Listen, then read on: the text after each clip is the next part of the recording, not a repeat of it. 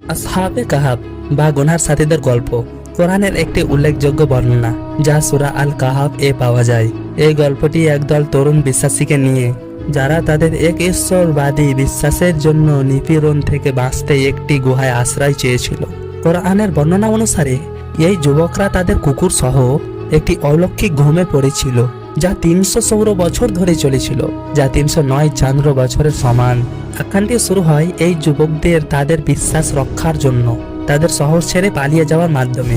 তারা একটি গুহায় সুরক্ষা চেয়েছিল যেখানে আল্লাহ তাদের বহু শতাব্দী ধরে ঘুমিয়েছিলেন।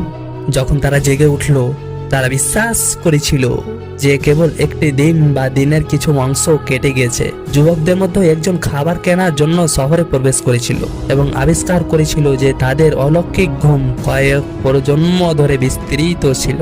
কোরআন এই গল্পটিকে জীবন ও মৃত্যুর উপর আল্লাহর ক্ষমতা প্রদর্শনের পাশাপাশি বিশ্ব স্থানদের রক্ষা ও সংরক্ষণ করার ক্ষমতা হিসাবে স্থাপন করে। যুবকদের সঠিক সংখ্যা নির্দিষ্ট করা হয়নি।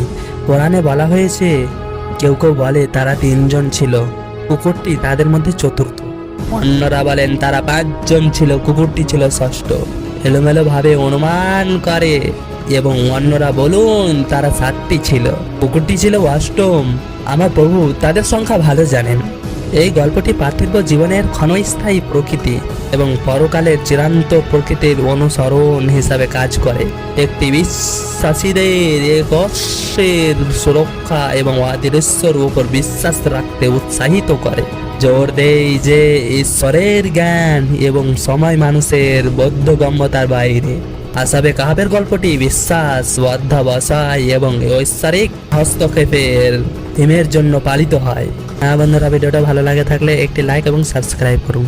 আসসালামু আলাইকুম ওয়া রাহমাতুল্লাহি ওয়া বারাকাতুহু। খুদা হাফেজ।